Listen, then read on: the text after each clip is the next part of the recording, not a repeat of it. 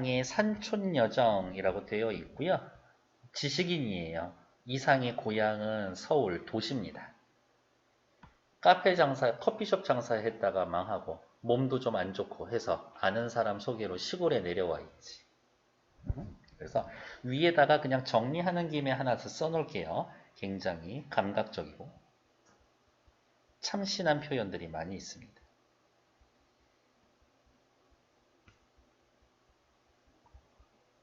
산속에서의 겪는 어찌 보면 한가롭고 무료할 수 있을 것 같은 일상을 시간 순으로 표현해 줍니다. 시간 순서대로. 편지를 쓰는 형식이에요. 편지글 형식으로. 하지만 그냥 다 자기 얘기하는 겁니다.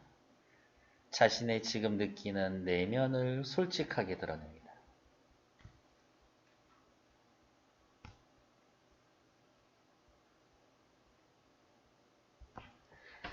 시작해 볼게요. 올해는 꼭 혼자서 1인 캠핑 하러 가고 싶은데 되려나 모르겠네. 건너산 팔봉산에는 노루와 멧돼지가 있답니다.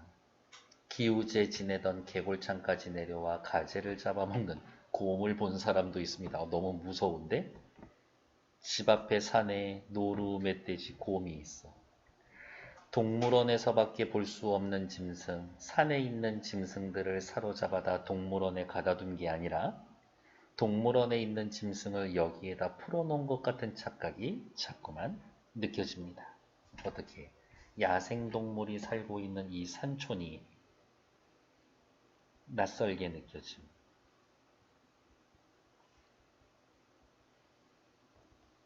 우리 솔직히 곰 저기 에버랜드에서밖에 못 보잖아요. 서울 저기 거기도 있나? 서울동물원? 밤이 되면 달도 없는 금음치량 깜깜한 밤에 팔봉산도 사람의 침소로 들어가듯이 어머 직유법과 의인법이 쓰여져 있죠. 어둠 속으로 아주 없어져 버립니다. 너무 깜깜해서 바로 코앞에도 안 보여. 그러나 공기는 수정처럼 맑아서 별빛이라도 넉넉히 좋아하는 누가복음도 읽을 수 있을 것 같습니다. 그만큼 어떻게 이 시골에서의 밤은 굉장히 별빛이 밝고 성경책 읽을 만큼 평화로워요. 그리고 또 별이 도해지보다 갑절이나 더 많이 나옵니다. 너무 조용한 것이 처음으로 별들의 운행하는 기척이 들리는 것도 같습니다. 그건 좀 거짓말이지. 별 지나가는 소리가 들린대요. 산골에서의 밤은 이래도 되나 싶을 만큼 고요하고 조용하단 얘기죠. 객주집 방에는 석유 등잔을 켜놓습니다. 이 시골하고는 약간 어울리지 않는 그런 소품? 도회지의 석간과 같은 도시에서의 저녁과 같은 그윽한 냄새가 와, 후각적 심상도 엄청 잘 쓰는구나. 소년시대의 꿈을 부릅니다. 이 냄새 맡고 있으면 어린 시절이 떠오릅니다. 어린 시절 떠오름. 정형, 바로 이러한 부분이 편집글 형식이라는 거였구나.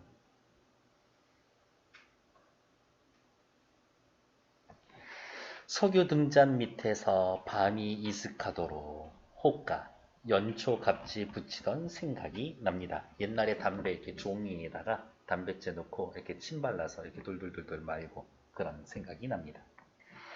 배짱이가 한 마리 등잔에 올라 앉아서 그 연두빛 색채로 혼곤한 내 꿈에 마치 영어 T자를 쓰는 듯이 건너듯이 유다른 기억에다가는 군데군데 언더라인을 해 놓습니다. 이렇게 등잔불이 석유 등잔이 켜져 있고요. 여기 위에 뭐 배짱이 한 마리가 이렇게 앉아 있나 보지. 초록색 빛이 이렇게 비춰져서 초록색으로 T 글자 쓰는 것처럼 보인다고.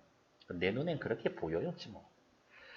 슬퍼하는 것처럼 고개를 숙이고 도해지의 여차장이 차표 찍는 소리와 같이 옛날에 이렇게 차표를 끊고 기차를 타면 입구에서 차표 이렇게 쿡 펀치처럼 끊어주거든. 이렇게 잘라줘. 쿡. 도해지의 여차장의 차표 찍는 소리와 같은 그 성악을 가만히 듣습니다. 무슨 소리? 어딨어? 여기. 배짱이 울음소리죠. 그러면 그것이 또 이발소의 가위소리처럼도 들립니다. 나는 눈까지 감고 자세히 가만히 들어봅니다. 배짱이 우는 소리를 이렇게 들어봅니다. 그리고 비망록을 꺼내요. 비망록이라는 말 자체가 뭐예요? 잊지 않기 위한 기록. 이런 거지. 나중에 써먹으려고 잊어먹지 않으려고 하는 기록을 꺼내요. 머루빛 잉크로, 까만색 잉크로. 까만색인데 보랏빛도 나고 살짝 파란빛도 나고 아마 그럴 거예요. 산촌의 시정을 기초합니다. 산천에서의 내가 하고 싶은 문득 머릿속에 떠오르는 글 뒤에 초안을 작성해 봅니다. 어쩔 수 없이 타고난 작가인 것 같아요. 그저께 신문을 찢어버린 때 묻은 흰나비. 흰나비는 너무 순수한 존재인 것 같은데 그 흰나비가 어떻게? 때가 묻어 있어. 이거 이상 자신을 비유한 표현이에요. 시골에 와서 보니까. 자기 자신은 어떻게? 지금 와 있는 이렇게 아름다운 자연과 서로 대비되는 그런 존재라고 느끼는 거지, 자기 자신은. 봉선화는 아름다운 애인의 귀처럼 생기고 귀해 보이는 지난날의 기사. 솔직히 잘 모르겠어. 무슨 얘기인지. 얼마 있으면 모기 말입니다. 자릿물. 이게 자기 전에 담아놓은 물 있죠. 이렇게. 심해수처럼 가라앉은 냉수를 마십니다. 정수기 쓰나? 뭐 깨끗한 물 어디에서 물 받아오는 건가? 아니지. 그냥 이렇게 산에 뭐 우물 같은 데서 그냥 떠오는 거잖아요. 석영질 광석 냄새가 나면서 폐부에 한란계, 저기 뭐라 그러지? 한랭전선과 같은 길이 느껴집니다. 그만큼 차갑다는 얘기지. 나는 백지 위에 싸늘한 곡선을 그리라면 그릴 수도 있을 것 같습니다. 너한테 하얀 종이를 주면서 지금 네가 마신 그 물이 지나간 길을 그릴 수 있어 하면 그릴 수 있을 것 같아. 그만큼 몸에 강렬하게 남아있죠. 청서, 푸른색 돌을 얹은 지붕에 별빛이 내리쬐이면 한겨울에 장독 터지는 것 같은 소리가 납니다. 벌레 소리가 요란합니다. 가을이 이런 시간에 엽서 한 장씩 적을 만큼 오는 까닭입니다. 나는 이 표현이 너무 좋더라고. 가을이 오고 있는 것 같아. 얼만큼? 엽서 한 장 시간, 엽서 한 장 쓸 시간만큼. 이러면서 뭐를 나타내고 뭐를 표현하고 싶은 거예요? 계절의 변화를 나타내고 싶은 거예요. 여름에서 이제 가을로 넘어가고 있습니다. 이럴 때 무슨 재주로 광음, 세월을 헤아리겠습니까? 맥박 소리가 이 방안을 방제 시계로 만들어버리고 이렇게 맥박 뛰는 소리가 들리는 것 같아. 엄청 고요하고. 긴 바늘 짧은 바늘 나사못이 돌아가느라고 양쪽 눈이 번갈아 간질간질합니다. 코로 기계기름 냄새가 드나듭니다. 무슨 기름 냄새? 석유등 아까 켜놨죠. 석유등잔 밑에서 졸음이 오는 기분입니다. 그냥 되게 시달갑잖은 얘기인데 이 아저씨 지금 일산화탄소 중독인가? 이게 너무 위험한 거 아닌가? 이런 생각 해봤는데 파라마운트 회사 상표처럼 여러분들 옛날 그 외국 영화 같은 데 보면은 이렇게 바바바밤 하면서 산 있고 별 막 이렇게 지나가는 거 있잖아요. 파라마운트 회사. 이거 너무 이국적인데? 시골에 있는데도. 파라마운트 회사 상표처럼 생긴 도회소녀가 나오는 꿈을 자주 꿉니다. 그러다가 어느 사이에 도회에 남겨놓은 가난한 식구를 꿈해봅니다. 그만큼 가족들 그립고 가족들 걱정된다는 얘기인 거겠지. 그들은 포로들의 사진처럼 나란히 늘어서 있습니다. 포로들처럼 서 있습니다. 내 꿈속의 우리 가족은 지치고 가난해. 그리고 내게 걱정을 시킵니다. 그러면 그만 잠이 깨어버립니다. 죽어버릴까? 그런 생각을 해봅니다. 벽에 못에 걸린 다 헤어진 내 저고리를 쳐다봅니다. 현재 나도 그렇게 부유한 처지는 아니야. 가난한 처지. 서도천리를 나를 따라 여기에 와 있습니다. 나를 따라와 있습니다. 누가? 나 헤어진 내 저고리가. 고향과 현재 여기가 천리나 떨어져 있다라고? 심리적인 거리감이겠죠. 저고리가 나를 따라왔습니다. 그려 의인법 쓰여져 있죠. 등잔심지를 돋우고 불을 켠 다음 비망록에 철필로 밑에 뭐라고 나와 있어요? 펜촉에 펜대를 끼워 글씨를 쓰는 기구라고 했는데 그냥 만년필 정도라고 합시다. 만년필로 군청빛 모를 심어 갑니다. 만년필을 들고 종이에 모를 심고 있어. 무슨 말이야? 만년필을 들고 비망록에 뭐라고? 글자를 씁니다. 이런 얘기겠지. 글을 씁니다. 불행한 인구가 그 위에 하나하나 탄생합니다. 좀이란 인구가. 내일 진종일 화초만 보고 놀리라. 아무 생각 안 할 거야. 탈지면에 알코올을 묻혀 온갖 근심을 문지르리라. 내일 눈 뜨면 아무 걱정도 하지 않을 거야. 이런 생각을 먹습니다. 너무도 꿈자리가 뒤숭숭해서 그러는 겁니다. 아까 꿈자리 누구? 가족 걱정. 화초가 피어 만발하는 꿈. 그라비어 원색의 꿈. 그림책을 보듯이 즐겁게 꿈꾸고 싶습니다. 나 걱정하지 않고 싶어요. 간단한 설명을 위하여 상쾌한 시를 지어서 7포인트 활자로 배치하는 것도 좋습니다. 걱정거리가 없는 글을 쓰고 싶어요. 조금만 참어. 우리 요거 하고 좀 쉬었다 할 거니까. 도해에 화려한 고향이 있습니다. 그러네. 아까 얘기했죠. 이상은 도시가 고향이라고. 화렵수만으로 된 산이 고향의 시각을 가려버린 이 산하에 팔봉산 허리를 넘는 철골 전신주가 소식의 제목만을 부호로 전하는 것 같습니다. 철골 전신주만이 이 시골에서의 누릴 수 있는 유일한 도시 풍경인 거야. 전신주가. 아침 햇볕에 시달려서 마당이 부스럭거리면 그 소리에 잠을 깹니다. 하루라는 짐이 마당에 가득한 가운데 새빨간 잠자리가 병균처럼 활동을 합니다. 아침이 돼서 집이 있을 거고 방에 나와가지고 이렇게 밖에 서 있어 보면 하루의 햇볕이 비춰지는데 내가 이 하루도 어떻게든 지내보고 살아야 하는구나.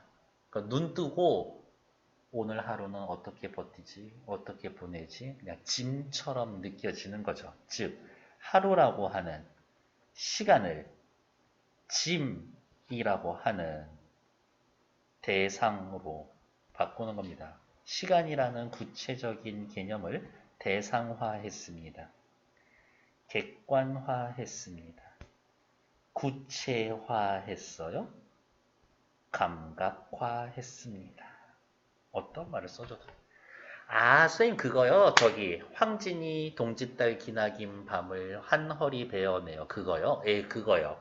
눈에 보이지 않는 걸 눈에 보이고 만질 수 있는 것처럼 표현해 주는 거. 그냥 이 병규는요.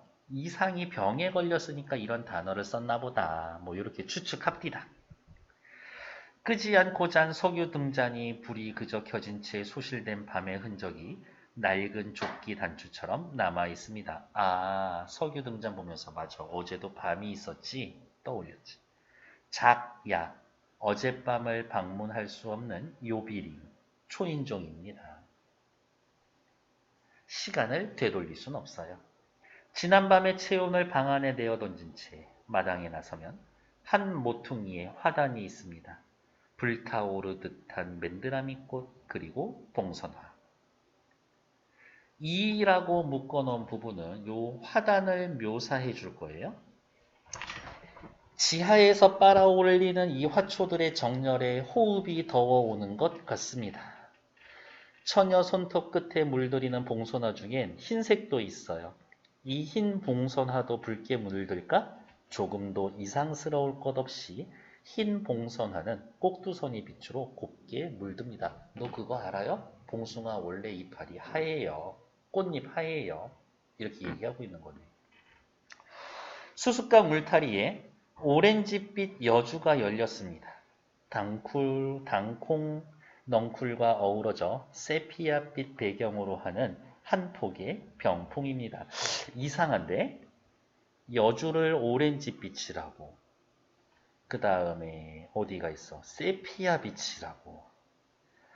호박 넝쿨 소박하면서도 대담한 호박꽃에 스파르타식 꿀벌이 한 마리 앉아있습니다. 농황색이 되면서 세실, 비, 대밀의 영화처럼 화려하게 황금색으로 사치합니다. 진짜 도시의 삶에 완전 물들어 있는 것 같아. 자연물을 보면서도 계속 어떻게 이국적이고 도시스러운 걸 생각하고 있어. 귀를 기울이면 르네상스 응접실에서 들리는 선풍기 소리가 납니다. 라면서 자연, 시골스러운 화단을 보면서도 어떻게 이국적 이미지와 결합해서 자신의 느낌을 표현해주고 있다. 1, 2, 3번 2분 드려볼게요. 시작! 조금만 참아.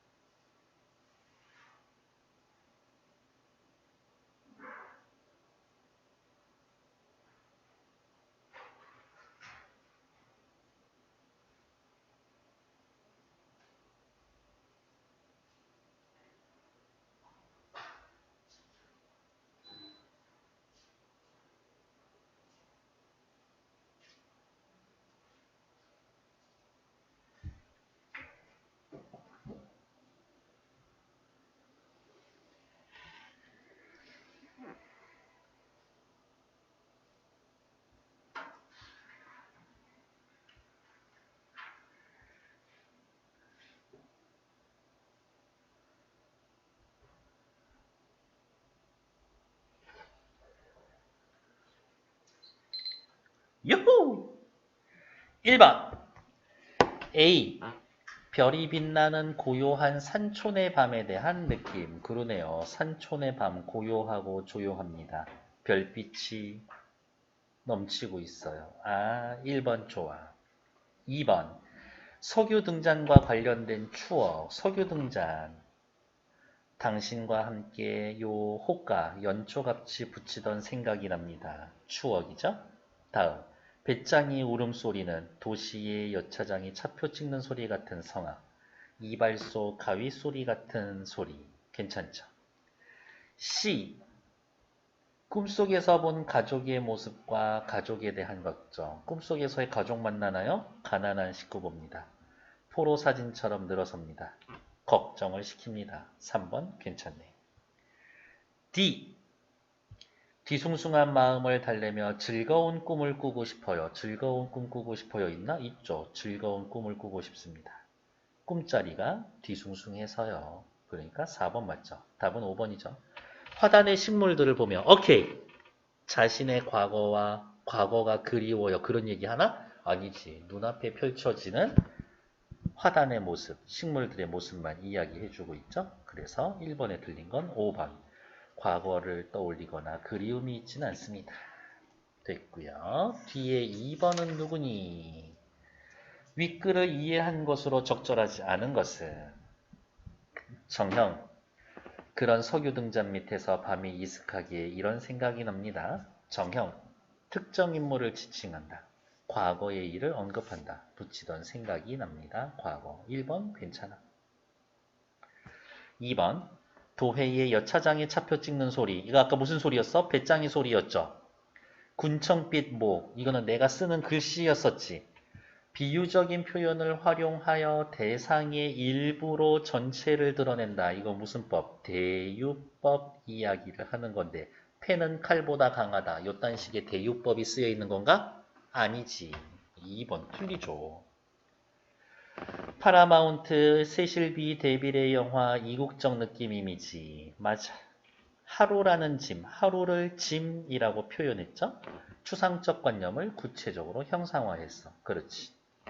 오렌지빛, 세피야빛, 외래어와 우리말의 자연스러운 혼용을 만들어냈음을 알 수가 있다. 외래어, 우리말, 외래어, 우리말. 아, 잘했어. 3번 문제. 산촌 여정은 이상이 폐결핵 치료를 위해 고향에서의 멀리 떨어진 곳 성천으로 이사를 가면서부터 경험을 바탕으로 한 수필입니다. 요양을 떠날 당시 질병, 경제적 궁핍, 아까 카페 망했다 그랬죠? 삶에 대한 불안을 느끼고 현실 도피를 갈망합니다. 그런 그에게 순수하고 아름다운 성천은 병마로 지친 육신의 휴식뿐만이 아니라 정신적 치유도 가능하게 해줍니다. 1번. 팔봉사는 낯선 곳이야. 그렇죠. 마음의 불안을 야기한다? 아니요. 뭐라 그러는 거야. 대놓고 도시에서 떨어진 성천. 성천은 순수하고 아름다워요. 육체의 휴식과 정신적 치유를 가능하게 합니다라고 해놨는데 불안을 야기한다라고 처음부터 틀린 얘기하면 안 되지. 별빛은 성천에서의 느낄 수 있는 평안함, 시골에 있는 거니까 편안함 관련 있어. 흰 나비를 글쓴이로 본다면 때가 묻었다. 자연과는 달리 나 순수하지 못한 상태구나. 나쁘지 않다. 서도천리, 도시와 천리나 떨어진 것 같아요. 400km 정도. 도회와 성천 사이의 거리감을 나타냅니다. 오케이. 화려한 고향, 도시입니다. 이상에게 있어서의 고향은 도시였었지. 그래서 틀린 얘기는 1번. 오케이, 수고하셨고 딱 10분만 쉬었다가 시작할게요.